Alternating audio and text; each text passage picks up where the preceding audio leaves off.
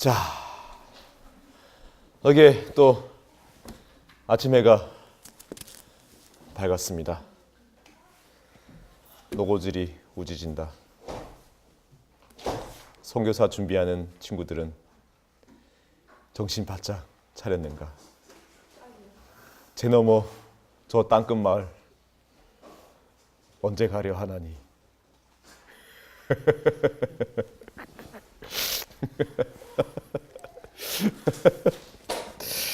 어떻게 숙제 하셨습니까, 여러분? 네. 숙제 어떻게? 우리 요한복음 3장 니고데모 이야기를 그림으로 한번 그려보니까 어떠세요? 우리 그림을 한번 가지고 나와서 한번 그 상황을 한번 보도록 하겠습니다. 우리 박가영 양이 눈이 마주쳤는데 그림을 가지고 이리 나와 보십시오. 네? 뭐 그런 건 너무 여러분 신경 쓰지 마세요. 이제는 그런 건 아예 turn it off 마음속에서. 자, 박가영 양, 네, 자, 우리 박수로 만나봅시다. 자, 가까이. 자, 그림을 제가 들고 있습니다. 자, 이게 뭐죠? 니고데모가 예수님을 찾아가는 길이에요. 근데 니고데모가 왜 찾아갔는지를 생각을 해봤어요. 생각을 해봤어요. 이 길을 가면서 계속 고민을 했을 거야. 내 자존심에. 그럼 나보다 어린. 어린. 네. 가서 내가 가는 게 맞는가 아닌가. 그러니까 걸으면서 계속 생각하는 거예요. 그러다가 잠시 쉬었다가 이렇게 생각해보고. 또 가는데 예수님 있는 곳을 알고 딱 갔죠. 근데 하인을 데리고 갔을 거예요. 하인을. 네. 하인을. 니고데모는 돈이 많으니까. 누가 나를 해할지 모르니까. 국회의원들은 사실 위험하잖아요. 막 하니까. 보디가드. 그렇죠. 딱 이렇게 딱 데리고 갔다가 이렇게 가면서 예수님은 왠지 니고데모가 오기 편한 장소에 오르막길도 없고 이런데 딱 앉아 계시는 거야. 돌 있고 나무 이렇게 많은. 이게 돌 있고 나무 많고 돌 이렇게. 있고 이게 아주 넓은 돌에다가 나무가 옆에 이렇게 울창해가지고 항상 자연과 어울리시는 약간 이런 느낌이 있어요, 예수님. 그래가지고 가면서 하인한테 저 멀리서 예수님 보일 때쯤에 여기 잠시 있어라. 왜냐면 내가 말하는 거 자존심 상하니까. 그래서 혼자 갔는데 사실 저는 이 세 제자가 있었다고 생각을 했어요. 곁에. 곁에. 근데 예수님은 니고데모가 그걸 싫어할 줄 아세요. 은밀히 대화하고 싶은 걸 아셨던 거죠. 그래서 네. 정황만 설명하면 되는 거예요. 네. 그래서 이렇게 그럼 이건 뭐예요? 이건 뭐 하는 거예요? 예수님이 앉아 계신 거예요. 예수님이 이렇게 등 뒤로 딱 이렇게 앉아 있다가 니고데모 딱 오니까 왔니 이렇게. 네. 모른 척. 모른 척. 올지도 몰랐다는 듯이. 누구세요? 이렇게. 아니 아는 척 했을 거야. 아는 척. 왠지 기다렸다는 듯이. 기다렸다는 듯이. 니고데모야. 니고데모야. 반말했을까요? 네, 이 꽃도 있는데 꽃이 피어 있고 막 낙엽이 지는 것 같아요. 아니에요? 네, 낙엽 지는 거예요? 낙엽이에요. 가을인가요? 가을이에요. 그날은 초생달이 뜨고. 초승달이 뜨고 이렇게. 별이 떴어요. 별이 뜨고. 뭐라고 여기 있어요? 여기 잠깐 있어라. 이 보디가드들 하인들. 네, 그래서 여기 쫙 가서 이게 가서 말았다. 정말 예수님께서 배려하신 장소이셨던 거죠. 니고데모를 위해. 그러면 이거를 어떻게 그리셨어요? 처음에 진짜 막막했는데 네. 유영이 언니가 네. 가는 길에 나무도 있지 않을까 이 다음 그냥 막 그리는 거예요. 가는 길에 나무도 있지 않을까? 그 한마디가 모든 상상력을 증폭시키는 거죠. 상상력을 증폭시켰고. 좋습니다. 이게 그러면 진짜 이랬을까?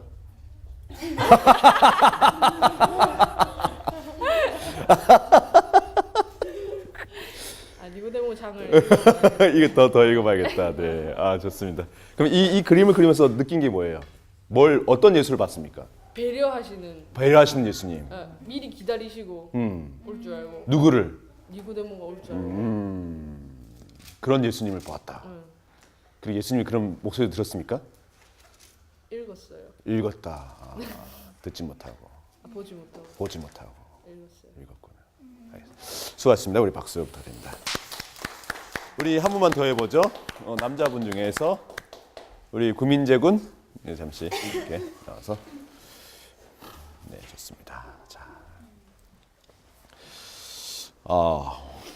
네, 굉장히 뭔가 되게 세밀하게 그렸어요. 지금 보이십니까? 잘 안 보이세요? 좀 더 가까이 갈까? 보이십니까? 여기까지? 자, 보입니까, 여러분? 우리 좀 설명해 주세요. 저는 비슷한데요. 저는 예수님이 이제 밤에 제자들을 집에 쉬라고 하셔놓고 혼자 아마 산 같은 데로 가셔서 모닥불 피워놓고 그냥 생각하고 계셨던 것 같아요. 이 모닥불이군요. 네. 제자들이 꽤 많네요 여기. 예, 다른 자들이. 왜냐하면 오늘 니고데모가 올 줄 아셨기 때문에 니고데모 하인이 지켜보고 있다가 예수님이 저기 계신다 해서 니고데모가 이제 보는 사람도 없고 하니까 최소한의 자존심으로 여길 이제 와서 질문들을 이제 한 거죠. 이 니고데모예요? 네. 아하, 이 고민 이렇게 해놨군요. 네. 왜 이 느낌표는 뭐예요? 깨달음. 고민하다 갑자기 느낌이 확 이렇게 예수님이 대하는 가운데 네. 모닥불은 왜 피워놨어요?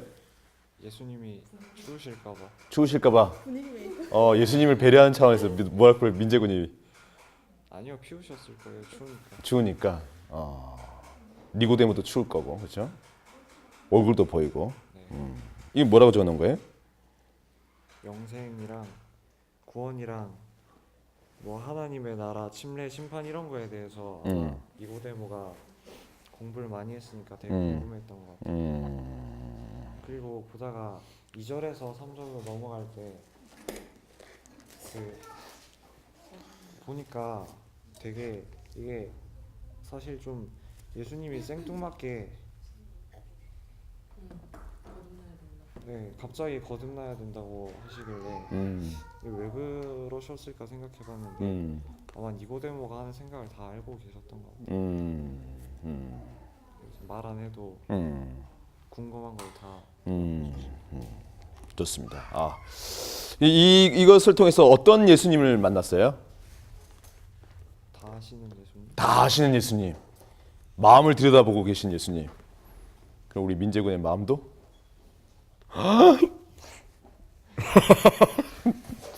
네, 감사합니다. 네, 박수 부탁드립니다.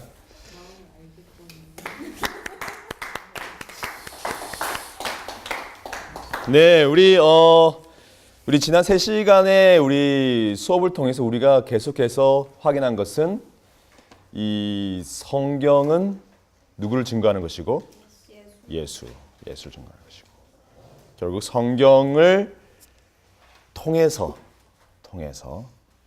예수를 만나야 된다. 이 얘기를 우리 계속했었죠. 자, 그러면 오늘 방금 여러분들이 한 그 이야기를 잠깐 재구성해 봅시다. 일단 두 분이 이 그림을 그렸는데 이 그림에 뭐에 상당히 제가 신경을 많이 썼다는 느낌이 들었냐면 배경. 여러분 느끼셨습니까? 네, 봤을 때 배경에 굉장히 초점이 많이 갖춰져 있었습니다. 왜 그랬을까? 대화가 굉장히 중요한 얘기를 하셨습니다. 그런데 역으로 보세요. 역으로 이 3장 요한복음 3장 1절부터 이 12절, 3절, 4절, 15절까지는 주로 뭐로만 돼 있어요? 12절, 3절, 4절, 5절까지, 15절까지. 이야기는 뭐에 집중되어 있습니까? 거의 대화만 다루고 있어요. 다시 한번. 우리는 이 얘기는 뭐냐면 우리가 물론 이 우리가 시작된 얘기긴 하지만 조금 더 뭘 더 집중해야 될까?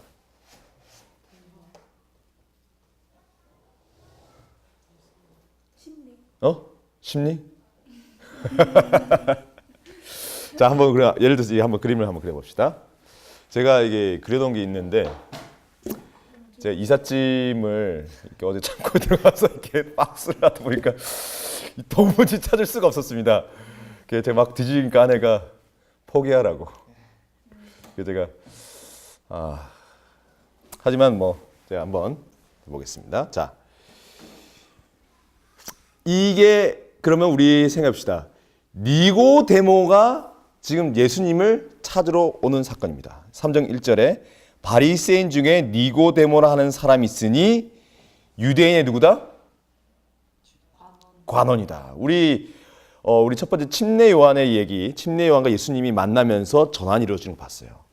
그러면서 하나님의 어린 양이 사람의 홍해를 가르고 나타나서 침례 요한에게 집중되어 있던 천년간의 기다림의 그 보좌를 스위치하고 죄인 중의 괴수로, 죄인의 왕으로, 세상 죄를 지고 하는 하나님의 어린 양으로, 마치 계시록 14장에 시온산에 선 어린 양, 성소 위에 선 어린 양, 성소 속에 있는 어린 양, 죽는 어린 양처럼 우뚝 서는 것을 보았습니다. 이때 니고데모가 예수님을 보았는지 안 보았는지 좀 모르겠어요. 모르겠습니다. 하지만 이 당시에 식견이 있고 감각이 있던 사람들, 성경을 연구했던 사람들은 큰 혼란에 빠지기 시작했겠죠. 메시아. 도대체 메시아는 누구인가? 왜 이 땅에 오는가? 침례 요한이 곧 올 거라고 했던 그 천국, 새로운 나라, 왕국, 로마의 압제부터 우리를 구원하고 우리를 살릴 수 있는, 우리를 먹여주고 독립을 쟁취할 수 있는 강력한 군대를 일으킬 무적의 메시아. 그거에 대한 기대에 의해서 갑자기 나타나는 누구요? 초라한 목수의 아들, 목수, 갈릴리에서. 그러다가 이 사람이, 이 예수님께서 어디로 가셨어요? 자, 그래서 이런 걸 이야기해서 먼저 어떻게 해요? 그 전 이야기를, 전후관계를 봐야겠죠. 혼인잔치가 있고, 요한은 그 다음에 무엇을 2장 13절부터 뭐가 나와요? 마태복음 21장에도 나오고, 마가복음 11장, 누가복음 19장에 나오는 이야기죠. 뭐예요? 성전을 정결케 하는 사건이 나타납니다. 성전을 정결케 하는. 이것으로 보건대 아시는 것처럼 이 니고데모와 만났을 때는 이미 예수님의 제자진들이 다 형성이 된 이후였습니다. 마태복음이나 다른 사복음서처럼 제자들이 예수님께 모이는 그 과정이 요한복음에는 사실상 거의 생략돼 있어요. 그러면서 나타난 게 뭐예요? 성전에 가는 이야기를 요한이 했습니다. 요한이 딱 하면서 뭐예요? 성전에서 예수님께서 뭐 하셨습니까? 성전에 서셔서 뭐 하셨어요? 성전에서 뭐 하셨어요? 2장에 보니까. 뭐라고? 이거 여러분 다 읽으셨죠? 쭉 읽으셨잖아요. 그렇죠? 6월절이 가까웠어요. 6월절. 6월절 뭐 하는 날입니까?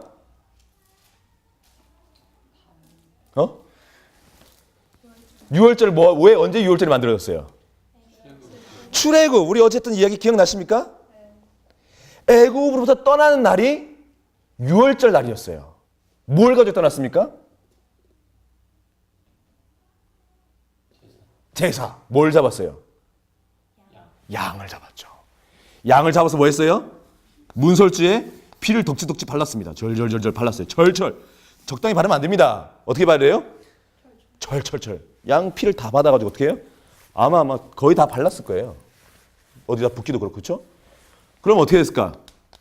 피범벅이 돼가지고 문해가지고 졸졸 흘러내렸겠죠. 그리고 어디 안에 있어라? 안에 있어라. 집 안에 있어라. 집 안에 있어라. 집 안에 있어라. 나중에 이제 우리가 예수님 하는 말씀을 우리가 하겠지만 예수님이 자기를 문으로도 비유하셨죠. 문으로도. 문, 길, 빛, 생명, 생수, 뭐 예수님 여러 가지 말씀을 요한복음에 하셨어요. 이런 이미지가 있는 것입니다.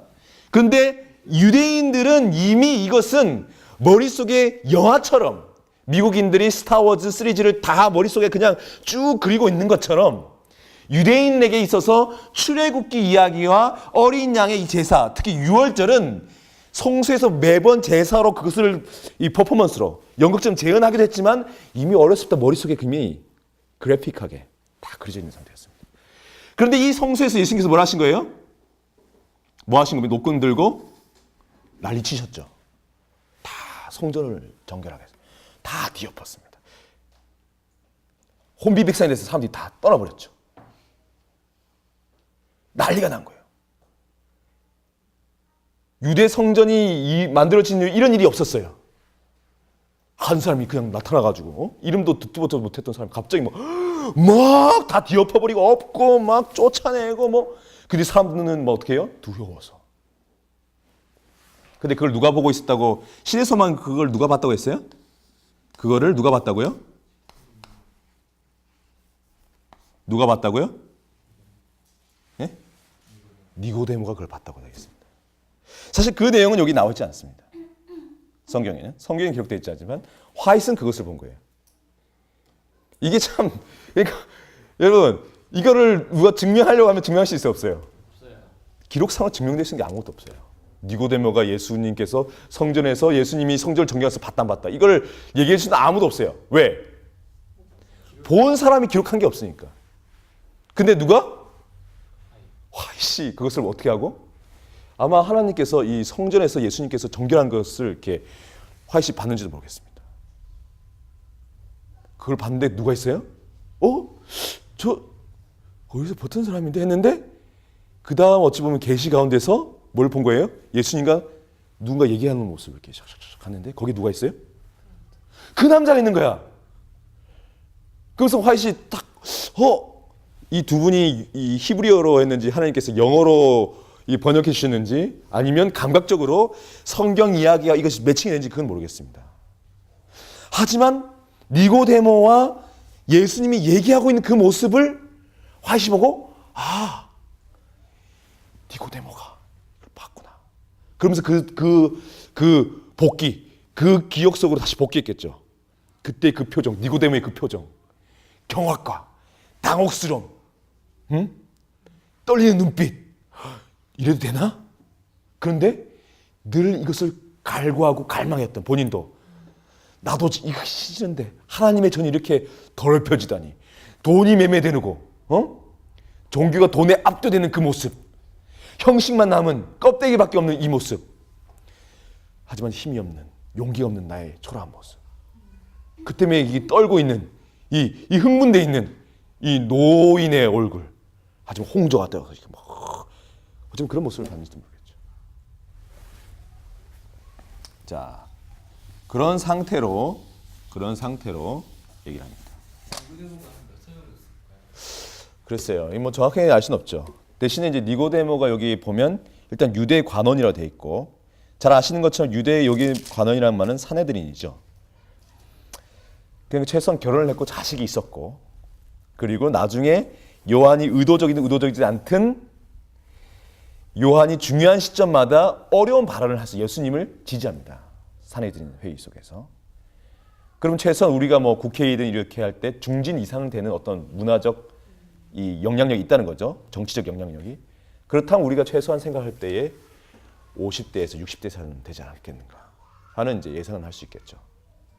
자, 그렇다면 여기서 이제 이야기가 시작되는 것입니다. 그러니까 요한은 의도적으로 누가요? 한 남자가 나타났다. 근데 그 남자는 누구다?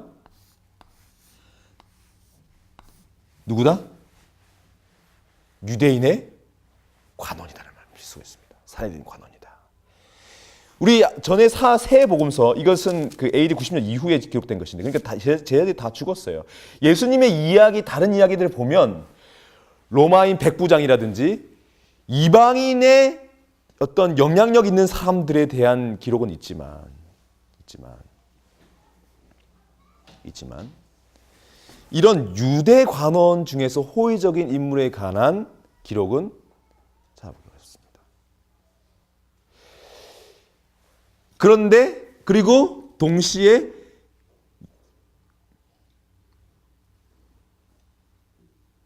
얘를 왜 여기다 소급했냐 이거죠. 유대 관원에다가 그리고 왜냐하면 유대 관원 대부분은 이 그리스도인들 핍박했지 않습니까? 그리고 왜 이 이야기가 갑자기 등장했냐 이거죠. 성전 이후에. 자, 그럼 한번 보죠. 자, 니고데모가 나타났습니다. 그러면 예수님이 여기 있겠죠? 등을 돌렸는지 모닥불을 피웠는지 전 모르겠어요. 하지만 우리가 이 자리는 예측할 수 있는 부분이 있습니다. 왜냐하면 그가 밤에 예수께 왔어요. 밤에 예수께 왔습니다. 그럼 예수님께서 밤에 계신 곳입니다. 그렇죠? 밤에 계신 곳입니다. 그럼 예수님 밤에 어디 계셨을까? 기도의 동산? 제자들의 집? 뭐 베드로의 집? 그렇죠? 또 자, 그럼 다시 한번 이거는 우리가 성경에 나와 있는 건 아닙니다. 그렇죠? 밤에 예수님 제자 외에 그러니까 익숙하지 않은 사람이 예수님을 찾아온 적이 있었습니다. 좀 더 정확히 표현하자면 무리들이 찾아왔죠. 무리들이. 언제죠? 그렇습니다. 관원들과 유대의 이 지도자들이 예수님을 잡고자 했습니까? 잡고자 했습니다. 근데 그들은 알았어요, 몰랐어요? 알았을까, 몰랐을까? 정확한 위치를. 그걸 누가 가르쳐줬어요? 유다가 가르쳐줬습니다. 유다가 가르쳐줬습니다. 근데 그 자리가 어디였습니까? 겟세마네였습니다. 예수님께서 자주 기도하셨던 거. 사실 이거는 우리가 정확하진 않지만 저는 이 요한이 밤에 예수님과 니고데모가 그리고 관원이 만난 이 장면을 보면서 저는 자연스럽게 뭘 떠올렸냐면 유다가 관원들과 제사장과 폭도의 무리를 데리고 군인들을 데리고 예수님을 잡기 위해 찾아온 그 밤을 떠올렸습니다. 물론 예수님을 만나자고 하는 목적은 달랐죠. 하지만 특성은 뭐예요? 똑같아요. 비밀리에 예수님이 밤에 거하는 곳, 그것을 찾기 위해 간 것입니다. 그러니까 니고데모가 어떻게 한 거예요? 밤에. 그럼 이곳은 어찌 보면 예수님께서 은밀하게 기도하는 그곳이었는지 모르겠습니다. 그러니까 니고데모가 이게 관원이고 정치력이 있으니까 그리고 그래도 호의적이었으니까 사람을 풀어서 알아봤는지 모르겠어요. 이렇게 해가지고 야 좀 알아봐라. 예수님하고 해가지고 해가지고 우리 니고데모 선생님께서 좀 예수님 뵙기 원하는데요. 제자들한테 가지고 제자들이 여기 있는 돈을 지어줬는지 모르겠지만 우리 여기 겟세마네 동산 뒤쪽에서 주로 기도를 하십니다. 그래요. 그럼 오늘 밤에 좀 찾아뵙고 싶은데. 그러세요? 니고데모 선생님께서요? 그 위대하고 유명하신 그분께서요? 그래요? 그래서 어떻게 해요? 그럼 제자들이 자리를 비켰을까? 자, 그런데 이거는 조금 우리가 이 구성을 그러니까 우리 어제 질문했던 그 사실인지 아닌지에 대한 것은 우리가 기도하고 성령의 이끄심을 통해서 우리가 이해해 나가겠지만 이런 추리는 조금 억측이 될 수 있어요. 왜? 새 제자들의 기록과 이 요한복음의 차이점에서 나타나기도 했거니와 예수님과 니고데모의 관계는 예수님이 십자가에 달려 돌아가실 때에 돌아가시고 난 후에 그를 대하는 니고데모를 통해서 사실은 제자들과 그 주위에 있는 사람들에게 공표된 것입니다. 그런 정황으로 미뤄볼 때 보다 은밀하게 이것은 진행된 것이고 제자들도 몰랐을 것입니다. 그러니까 어찌 보면 우리 박가영 양이 얘기했던 것처럼 예수님께서 어떻게 해요? 니고데모가 올 줄 알고 제자들이 예를 들어서 여기다 모닥불을 피워놓고 이건 흔한 일이었으니까 노숙은 구석에서 이렇게 자고 있었겠죠. 마치 뭐처럼? 어디처럼? 겟세마네처럼. 겟세마네 때 어땠습니까? 예수님이? 너희들 날 위해서 좀 기도하라고 하고 앞에 가서 퍽 쓰러졌어. 근데 와서 보니 뭐 하고 있어요? 예수님 뭐 하고 계세요? 얼굴이 왜 이렇게 상하셨지? 하지만 또 어떻게 해요? 피곤하니까. 얼마나 피곤해. 맨날 예수님 쫓아다니고 돌아 계속 걷고 다니잖아요. 사람들 미치고 막 바디가드도 해야 되고 얼마나 피곤했겠어요. 예? 그냥 자는 거예요, 그냥. 아마 이날도 큰일을 치르고 난 뒤였으니까 성지에서 그 큰일을 치르고 나서 어떻게 해요? 이렇게 뭐 난리 쳤겠죠, 사람들도. 뭐 피곤했을 거예요. 뭐 다들 이렇게 뭐 이렇게 자고 있었겠죠, 이렇게. 어찌 보면 예수님께서는 마치 뭐처럼 성전 이후니까 무슨 생각이 들으셨어요, 예수님? 유월절에 전해서 뭐 하는 거예요, 예수님? 자신의 죽음을 보는 거예요, 유월절은. 내 죽음. 그러니까 어찌 보면 예수님 또 어찌 보면 곧 내년 유월절 이제 얼마 남지 않은 거예요. 기도하셨겠죠. 자신의 죽음을 내가 찢어지고 갈리고 하나님과 분리되고 죄인의 준 겟으로 내 속으로 죄가 스펀지처럼 밀려드는 그런 것을 하면 어찌 보면 겟세마네에서 어찌 보면 그 돌 예수님께서 그 엎어져서 기도하셨던 그 돌 그리고 뭐요? 예수님이 기도하실 때 화해시 했던 뭐요? 그 나무에서 뭐요? 예수님의 그 기도하는 그 피땀처럼 이슬이 그 위에 팍 떨어졌다고 했죠. 같이 웃는 것처럼. 그 위에서 엎어져 기도하셨는지도 모르겠습니다. 근데 어쨌든 니고데모가 밤이니까 호롱 뿌리든 뭐도 하나 들고 있지. 여기 근처라고 하던데. 그리고 예수님은 그 근방에서 니고데모를 맞았는지 모르겠어요. 제 마음대로 지금부터는 또 소설 쓰자면 더 마음대로 소설 쓰자면 저는 이랬으면 좋겠다는 생각도 사실 들었어요. 뭐냐면 바로 그 자리. 제 바램은. 이건 이제 위험한 상상이 될 수도 있겠죠. 그렇죠? 사실인지 알 수 없죠. 하지만 제 마음대로 상해. 이거 기록이 없으니까. 뭐요? 아버지 할 수만 있다면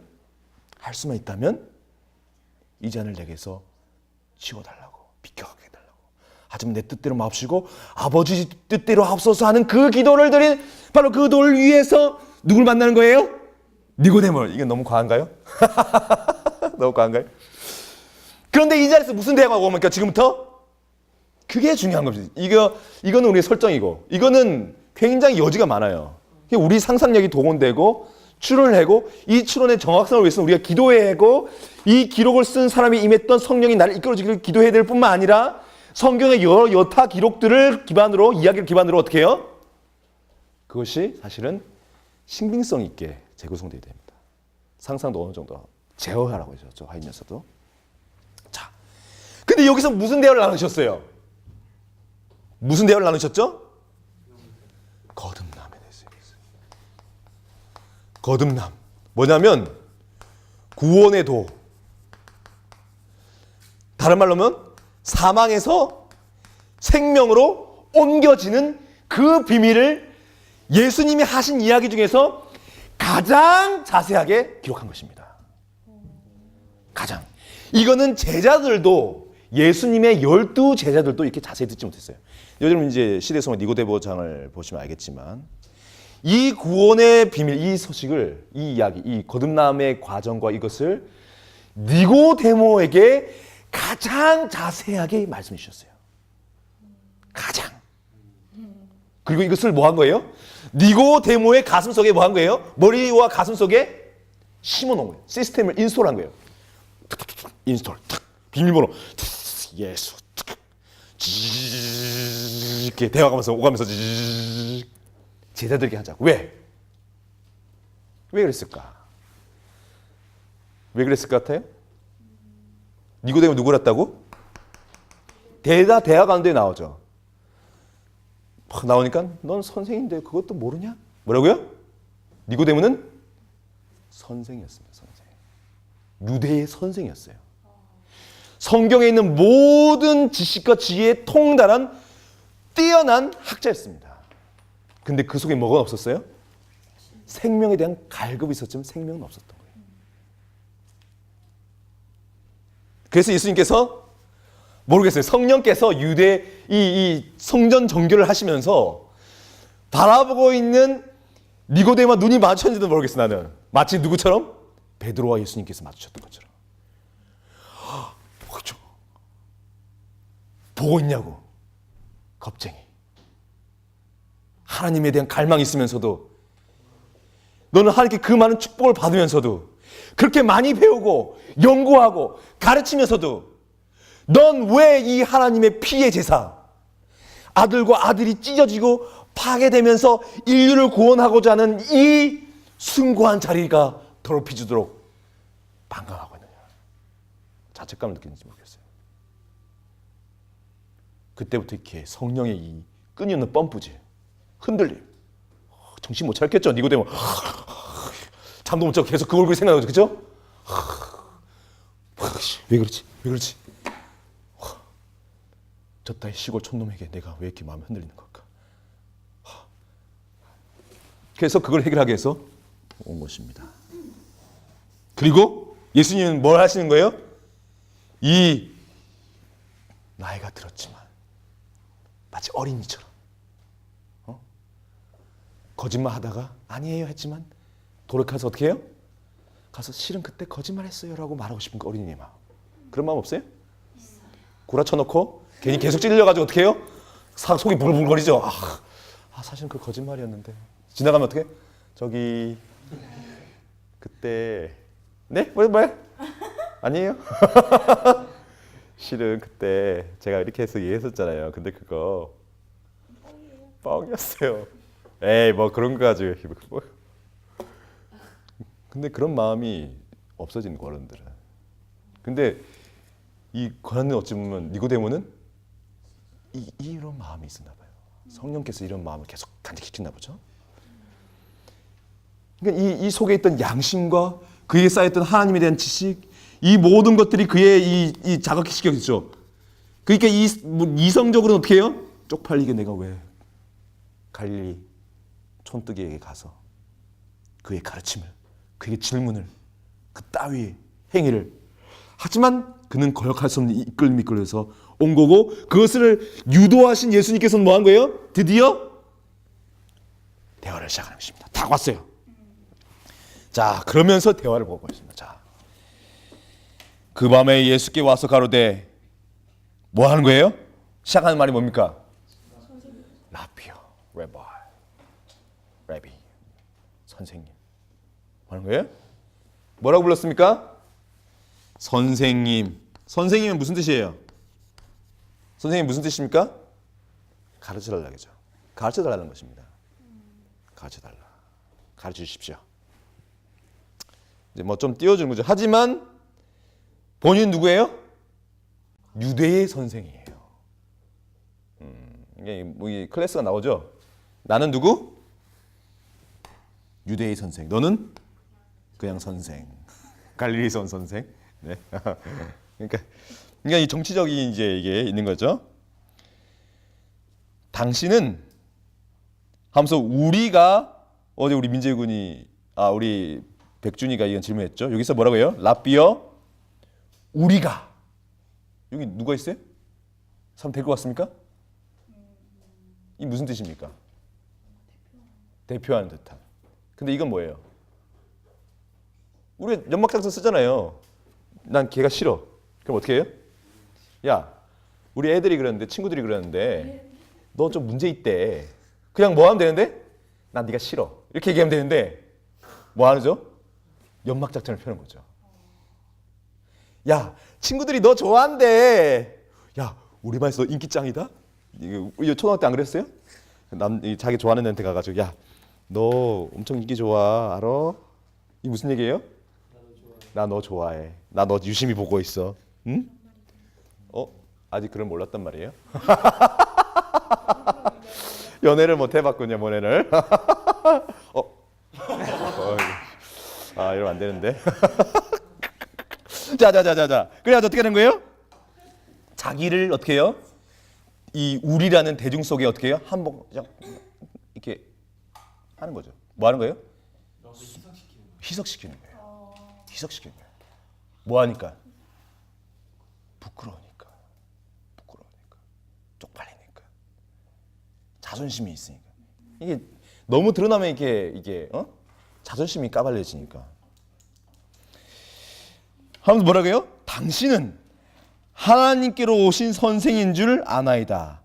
하나님이 함께하지 아니하시면 당신이 행하시는 이 표적을 아무라도 할 수 없나니. 실제로 이 표적, 이게 정확한 표적입니다. 이 표적. 뭐예요? 이 표적이 뭐예요? 뭐였을까? 이전의 이야기입니다. 뭐예요? 성전 정결입니다.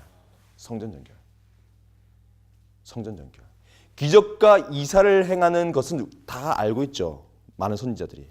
하지만 이 예수님께서 하신 이 표적은 매우 독특한 표적이었어요. 왜요? 유대인이 유대인을 향하여 성전을 어떻게 한 거예요? 혼자서 그냥 다 갈아엎어버린 것입니다. 하루 만에 정결시켜버렸어요. 히스기야 등 여러 개혁자들이 있었지만 이렇게 하지 못했습니다. 심지어 왕도. 근데 예수님은 호련단신으로 노끈 하나 들고 어떻게 해요? 그냥 막 다 뒤엎어버린 거예요. 사람들은 그 권위와 영향력 앞에 압도된 거예요. 여러분 생각해 보세요. 근데 그러니까 이 얼마나 큰 충격이었겠어요. 그리고 뭐예요? 얘기를 많이 했겠죠, 사람들이. 그리고 왔어요. 근데 예수님께서 뭐라고 해요? 대답하여 가라사대 뭐라고 얘기하십니까?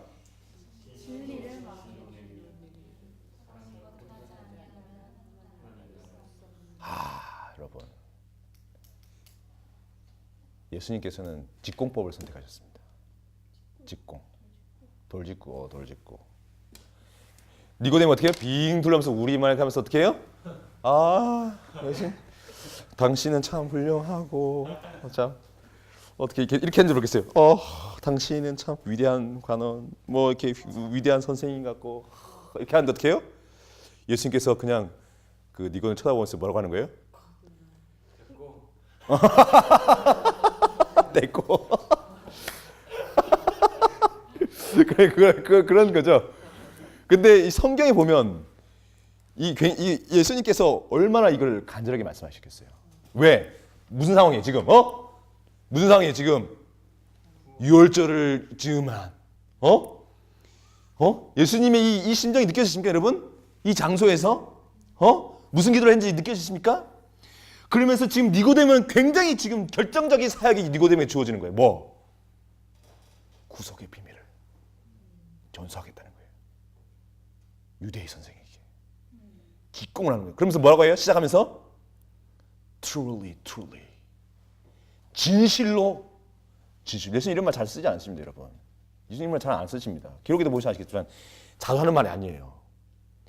이 말 한마디에 뭐 하는 거예요? 예수님은 혼신의 힘을 신인으로서 자기의 모든 진정성과 진심을 가지고 어떻게 한 거예요? 팍 쏜 거예요. 진실로. 그런 거 있잖아요. 야 사랑해 하면 뭐예요? 됐어. 뭐 이런 경우 있죠? 연애할 때. 둘이 어떠세요? 그런 말 하세요? 사랑해 하면 이런 말 해요? 그럼 뭐라고 해요? 사랑해 하면 어떻게 해요? 에이 뭐 이렇게. 아니면 뭐 결혼한 부부들은 그런 경우 있어요. 한 5년 10년 지나면 여보 사랑해 하면 뭐 왜 그래? 뭐 이렇게 뭐야 이거 지금 뭐 하는 거야? 왜 됐어. 그냥 하는 소리인지 알아. 됐어. 입에 침이나 바로 거짓말 하셔. 뭐 이런 말 한단 말이지. 뭐 하는 거예요? 뭐가 없다는 거예요? 진심이 없다. 진정성이 없다는 거예요. 뭘 얘기해도 사랑한다고 말을 해도. 무슨 말인지 알겠습니까? 근데 예수님은 이때 뭐 하는 거예요? 자신의 이 땅에 오신 사명과 온 우주의 이 거대한 선악간의 대쟁투에서의 자기의 이 위치, 그리고 인간에게 전달하고 전해줘야 하는 이 사망에서 생명으로 옮겨가는 이 비밀스럽지만 모두가 알아야 할 이 해법, 그것을 뭐 한 거예요? 첫 마디에 그냥 진실로 너에게 이르노냐면서 에너지를 집중해서 어떻게 해요? 쥐 해가지고 팍 집어넣은 거예요. 그러니까 니고데모 어떻게 해요? 뭐 이러고 있다가 어떻게 한 거예요? 뻥! 이렇게 된 거예요. 당황한 거지, 당황. 이게 뭐야, 이게. 오늘 이렇게 하면 어떻게 해요? 한마디 해주고 하면, 니고데모 당신도 얼마나 유명한 학자입니까? 당신의 명성은 내가 익히 들어봐 온 거예요. 왜 이 누추한 자리까지 오셨는지 하면, 그렇게 말이죠. 실은 뭐 최근에 일을 들어하니 굉장히 위험한 일을 하셨던데 이런 뭐 어떻게 준비를 좀 하셔서 실은 그거 저도 고민을 많이 했었습니다만 제가 기도하면서 그렇군. 혹시 뒤에서 자금을 대시는 분이 있는 분이 있나요? 뭐 이런 대화가 오갈 줄 알았는데 그렇죠? 예? 그런 대화가 아니라 어떻게 예수님 뭐 하는 거예요? 야, 너 어떻게 해요? 너 다 틀렸어. 내 진심으로 너게 말하는데 너는 어떻게 돼? 다시 시작해야 돼. 처음부터. 모든 것을. 이대로는 너 죽어. 그러니까 뭐야 이거 지금 그렇죠? 그러니까 뭐야 이거 뭐예요? 왜 이래 이거 왜 이래 이렇게 되겠죠? 이 뭐하는 거야 이게 지금? 나 니고데모야. 난 니고데모. 나 니고데모라고. 그러니까 바로 나오죠. 뭐라고 했어요? 니고데모가? 사람이 늙으면 내가 날 수 어떻게 나냐 이거지. 이상 그러니까 이 대화를 통해서 어떻게 아시는 거예요? 니고데모는 본인이 생각해도 늙었다. 늙은 사람이에요. 그렇죠? 생각이 늙은 건지 두 번째 모태에 들어갔다 날 수 있습니까? 이 자존심이 발끈한 거죠. 그 예수님께서 또다시 말씀하세요. 근데 또다시 말씀하세요. 여러분 이런 대화 보셨어요? 다른 데서? 다시 뭐라고 해요? 또다시 진실로 다시 뭐 하는 거예요? 얘가 안 자빠지니까 어떻게 해요? 다시 에너지를 다시 혼신의 힘을 모아서 어떻게 해요? 다시 니고데모야! 아주 팍 쏟아놓는 거예요. 여러분 그 예수님 지금 뭐 하는 거예요? 마치 뭐 하는 것처럼 겟세마네 동산에서 하나님을 붙잡으면서 어떻게 해요? 살려달라고. 나 좀 살려달라고. 얼마나 괴로우셨겠어요 예수님이.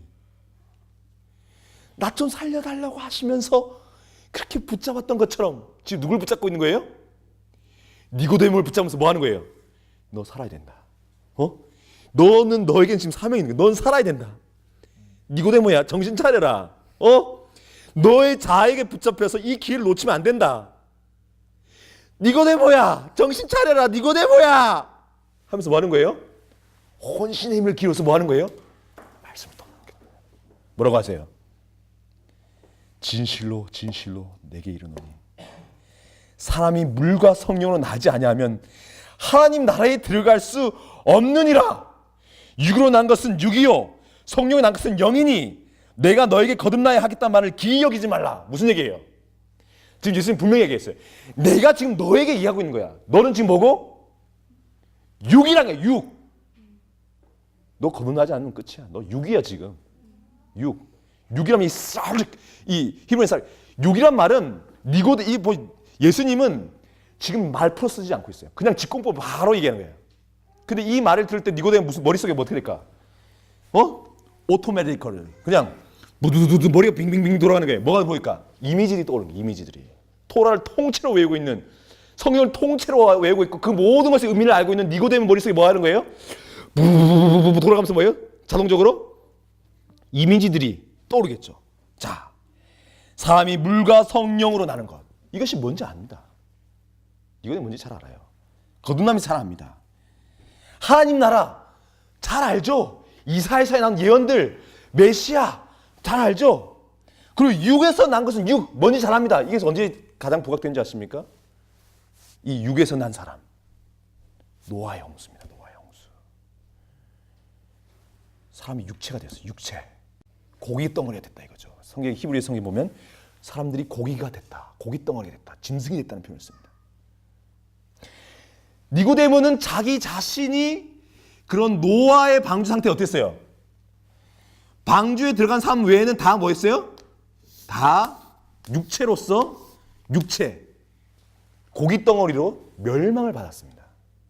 근데 지금 누가 그런 사람이라는 거예요? 니고데모. 나 니고데모를 뭐라고 지금 지칭하는 거예요? 너는 고기다. 생명은 고기 덩어리다. 넌 죽었다. 다시 태어나야 된다.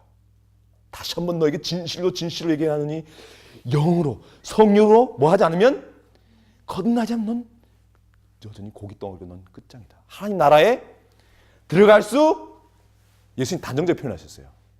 없다. 무슨 얘기입니까? 너에게는 구원이 없다. 지금 이대로는. 그런데 내가 이 하는 말 이상하게 여기지 마라. 무슨 얘기예요? 더 절망적인 말이죠. 무슨 얘기예요? 이거는 사실이다. 진실이다. 그냥 하는 소리가 아니라 너는 뭐하다 이대로 가면 죽는다. 너에게는 구원의 가능성이 없다는 것입니다. 여러분 이 말이 쉬운 말이겠어요? 여러분 친구들한테 얘기해봤어요? 이런 얘기? 야, 너 이대로 살면 너 죽어. 이런 말 해봤어요? 심각하게 나 진짜 너의 베스트 친구로서 얘기하는데 내 진심이야. 너 이대로 하면 죽으니까 정신 차려. 이런 말 해봤어요? 기분 나쁠 것 같아. 기분 나빠요? 왜? 죽는다고 해서. 기분 나쁘죠? 초면에, 그렇죠. 초면에. 보통 사람 뺨을 치겠죠. 근데 예수님 뭐 한 거예요? 이 얘기를 하는 겁니다. 진심을. 근데 뭘 믿고 있는 사람?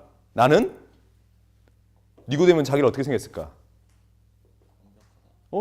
나는 이스라엘 선생이라니까요. 유대의 선생이에요. 나는 어때? 난 다른 사람 못 구원 봐도 나는 구원 받을 거라 생각했겠죠. 근데 이 니고데모에게 그렇게 얘기한 거예요. 바람이 임의로 불면 내가 그 소리를 들어도 어디서 어디 간지를 알지 못하나니 성령 난 사람이 다 이라니라. 니고데모 가로 대답하여가되 뭐라고 물어봐요? 예수님이 진실로 진공으로 그냥 그러니까 이 에너지에 이 말씀에 이 진정성에 어찌보면 그 사랑에 예수님이 우시면서 얘기했는지 모르겠어요. 우시면서. 그러니까 뭐라고 해요 예수님이? 니고데모 뭐라고 얘기해요? 여기서? 드디어 니고데모 뭐 하는 거예요? 질문을 한 것입니다. 질문을. 뭐 하는 거예요? 어떻게 그러면 어떻게? 그때 예수님께서 뭐라고 하세요? 너는 이스라엘 선생으로 이러한 일을 뭐 하냐? 모르냐. 책망하신 것입니다. 책망. 자식아, 너 인생 헛살았다. 너 도대체 뭐 한 거야 이때까지? 너 도대체 가르친 게 뭐야 애들한테? 네가 도대체 한 게 뭐냐고? 무슨 짓을 한 거냐고 이때까지? 그러면서 네가 뭐라고? 물론 이제 이 정도까지 안 하셨겠죠 예수님은. 근데 예수님 또 말씀하세요. 뭐라고 해요? 또 뭐라고요?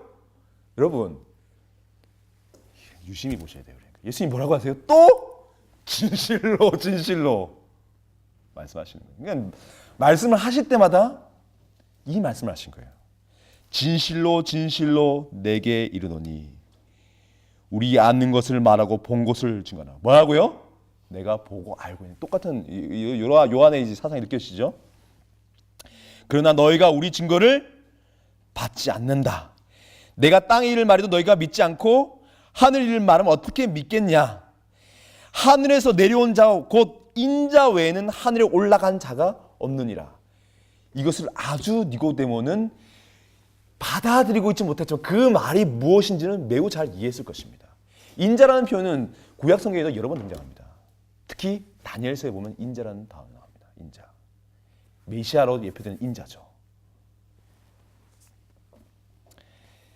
그런데 이 얘기를 하면서 매우 결정적인 말을 하세요. 이제 영생과 구원의 이 담론에 거듭남이란 말, 물과 성령으로 거듭나지 않으면 네가 하늘나라에 갈 수 없다는 이 말과 함께 영생을 얻을 것이라는 그 단정적 마지막 니고데모에게 했다고 생각하는 그 말 직전에 하나의 이미지를 결정적으로 니고데모의 머리에 새겨 놓습니다. 그게 뭐예요? 바로 14절입니다. 뭐라고 해요? 모세 딱 또 너한테 모세가 등장했죠. 또 모세가 등장했습니다. 뭐라고 해요? 광야에서 뭘 한 것 같지? 뱀을 든 것 같이. 인자도 뭐 해야 된다? 들려야 된다. 이게 무슨 사건인지 아시죠? 이스라엘 백성이 하나님께 계속 불평하고 불만하고 하나님의 인도하심과 하나님의 이끄심과 그분의 사랑의 통치를 거부했어요. 계속해서 그 입에 뭐가 끊이지 않고? 불평과 불만. 하나님께 적대적인, 하나님의 말을 믿지 않고 뭘 믿어요? 애굽에서 종살이 할 때 바로가 가르쳐준 그 노예의 시스템 속에서 익혀진 이 육체의 삶, 그거 그대로 가지고 하나님의 권위와 사랑을 지속적으로 불만하면서 거부한 것입니다. 지속적으로, 의도적으로, 자기 선택에 의해서. 그래서 하나님이 어떻게 하셨어요? 보호의 손길을 잠시 치우셨어요. 그때는 무슨 일이 났어요? 자기들이 좋아하는, 믿고 따랐던 간사한 그 악의 상징, 사망의 불뱀들이 와서 사람들을 가차없이 묶기 시작했어요. 막 사람들 여기저기서 막 죽어나가죠.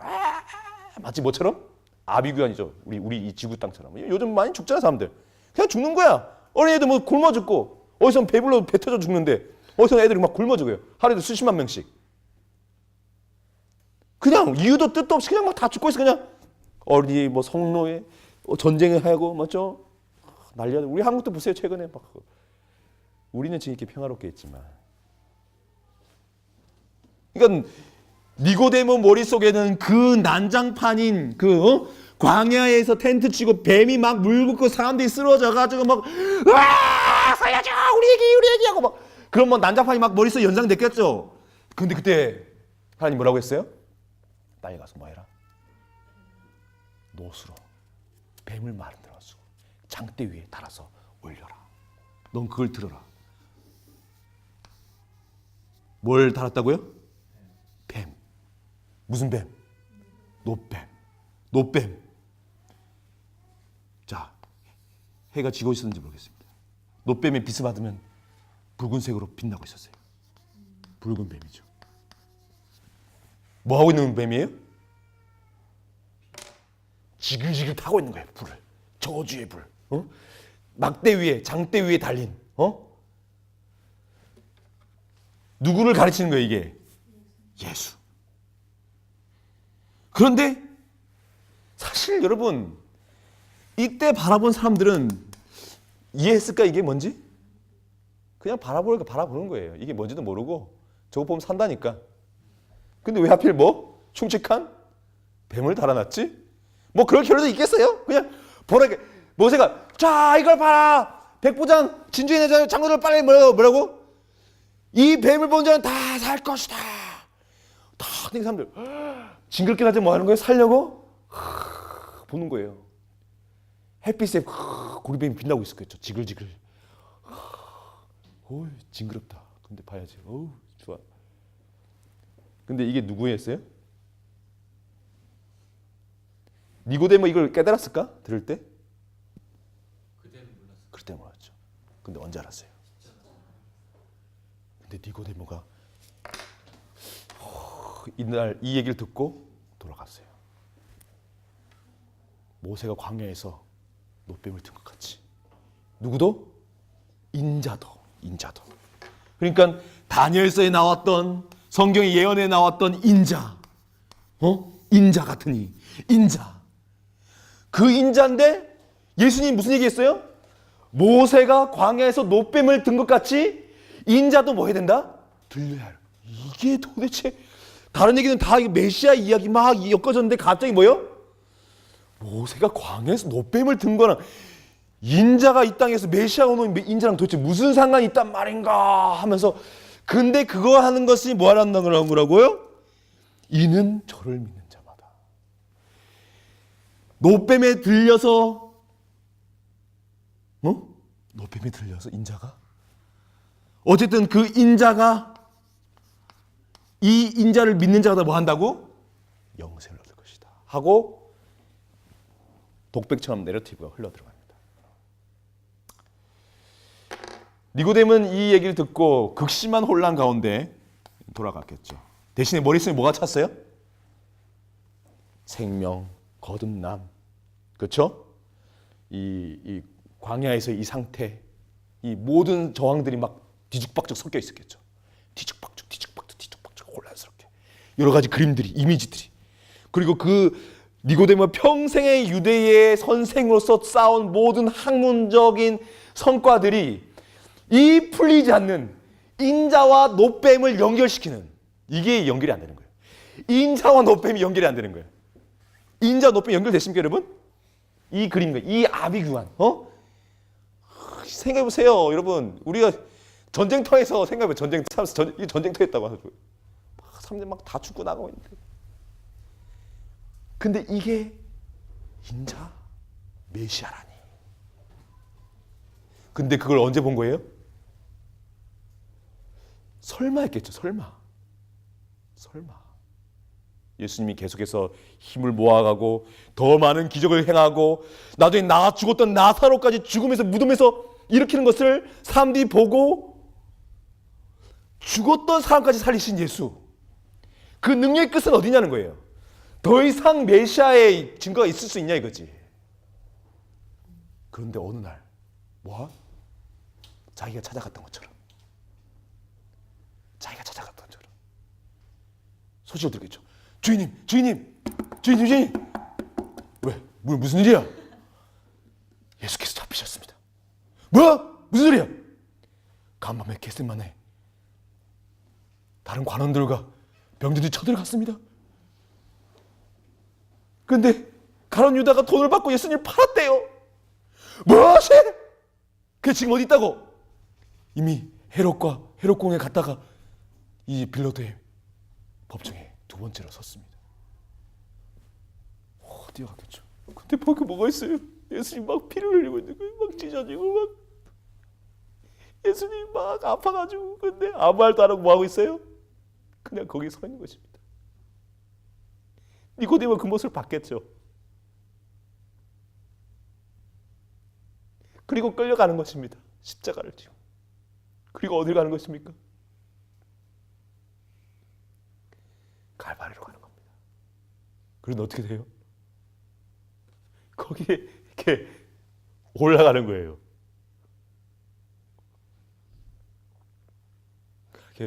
그러더니 거기서 뭐 하고 있어요? 달리는 것입니다. 사람들 그 밑에서 뭐 하고 있어요? 네가 하나님의 아들이면 내려와라는 거 막 비웃는 거예요. 막 자기가 함께 일하고 그 엄숙하게 예식을 치르던 그 관원들과 제사장들과 그 지도자들이 뭐 하고 있어? 막 머리를 흔들면서 와요. 하하하, 하나님의 아들이라더니 꼴 좋다 하는 거예요. 아비규환인 거예요. 아프다고 소리지고 난리치고. 그때 뭐가 생각났을까요? 예수님과 나눴던 그 밤이 생각났겠죠. 그리고 예수님이 해주셨던 그 이야기들이, 마지막 퍼즐이 정서적으로, 논리적으로, 이성적으로 납득되지 않았던 이 노뱀의 그림과 메시아의 찬란한 영광의 그림이 뭐예요? 드디어 하나가 된 것입니다. 연합을 이룬 거예요.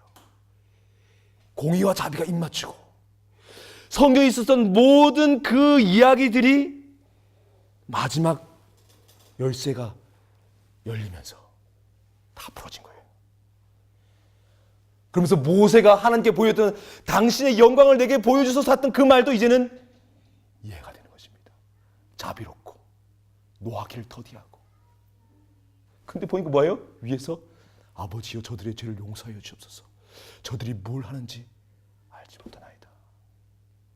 그 말 듣는 것입니다. 누구예요? 이 사람 누구예요? 누굽니까 이 사람이? 하나님이구나. 모세가 보여달라고 했던 누구라고? 하나님이구나. 침례요한이 얘기했던 세상 죄를 지고 하나님의 어린 양이구나. 그것이 보인 것입니다. 그것을 경험하고 니고데모 달라졌죠. 그 시체를 영화롭게 하고. 그러고 나서 예수의 제자로 그는 나섰습니다. 그리고 얼마 후인지 모르겠어요.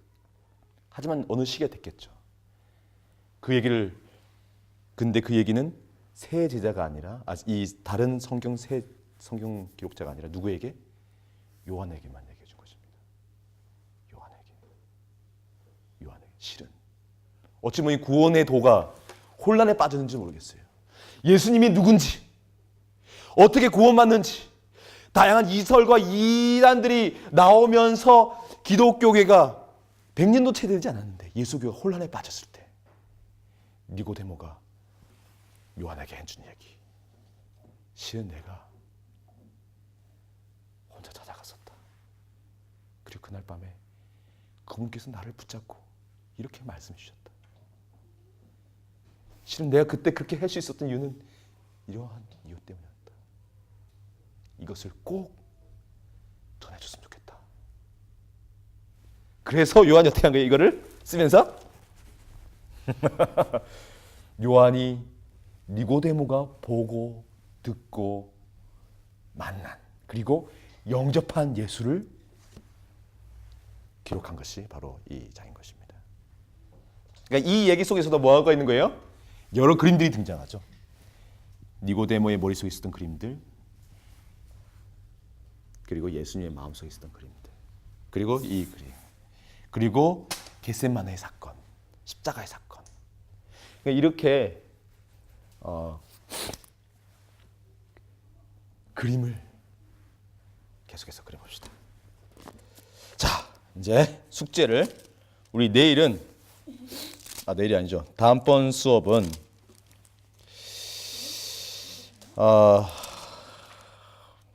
4장 우리 사마리아 여자와 대화하는 장면이 나오죠. 요한복음 4장. 요한복음 4장 사마리아 여자와의 대화를 읽어보시고 이 대화를 한번 그림으로 그려보시기 바랍니다. 감사합니다.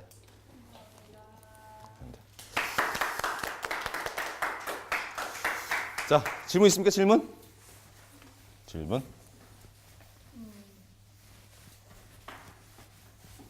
질문?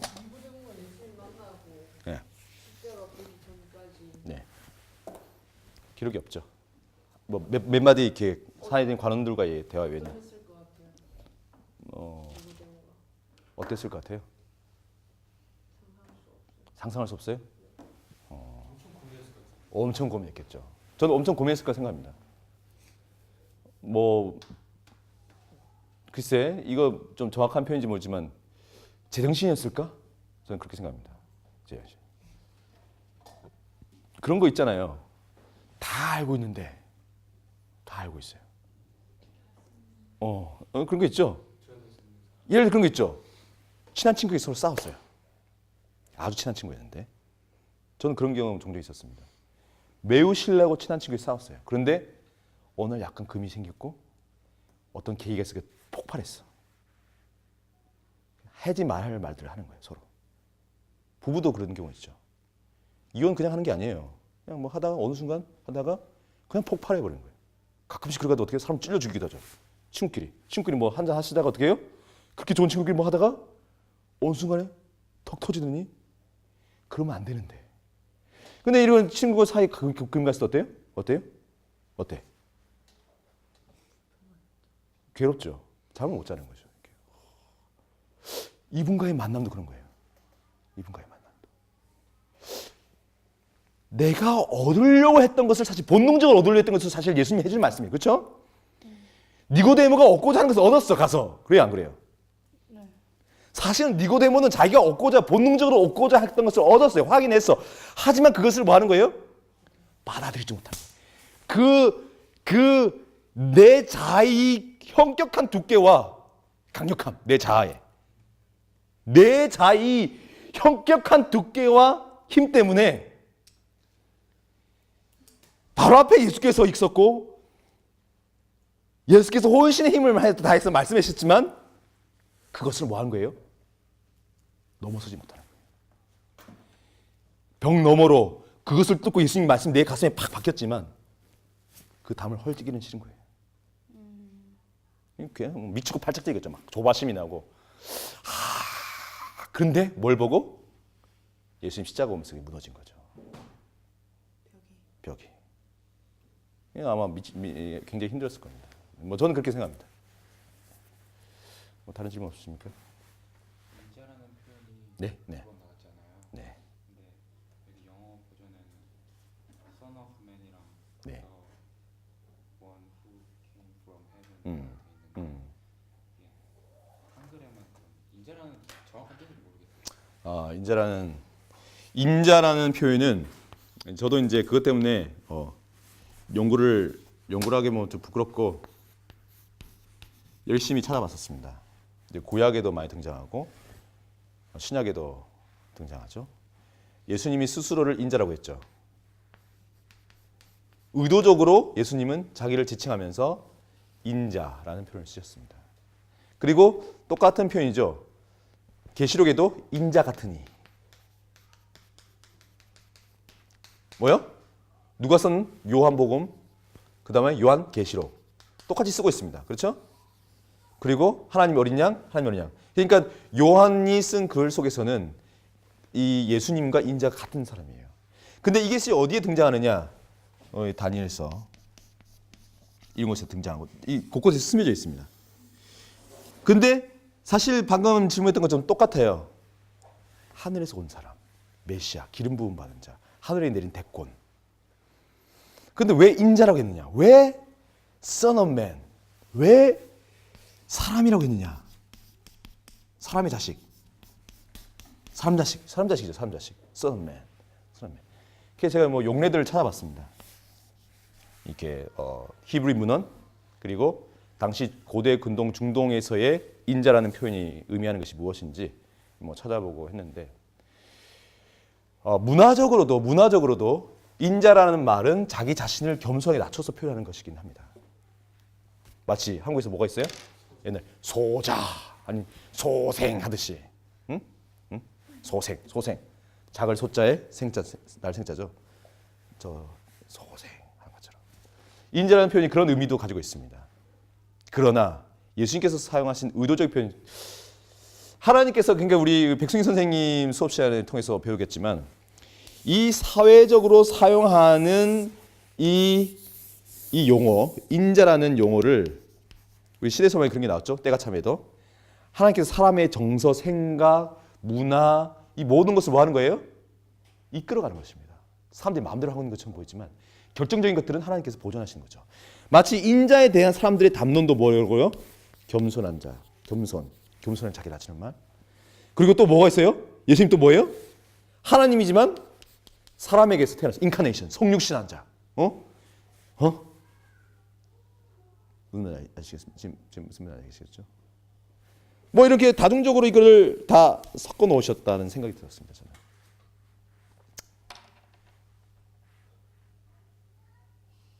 질문에 답이 안 되는 거겠죠? 이게 아닌가? 질문의 답이?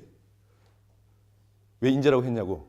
그러니까 저런 단어들을 다 통틀어서 한글로 번역할 때 인자라고. 그렇죠. 근데 주로 인자라는 단어를 존에 썬 오랜만에 생각 잘 기억이 안 나네요. 존에 맞나요? 썬이?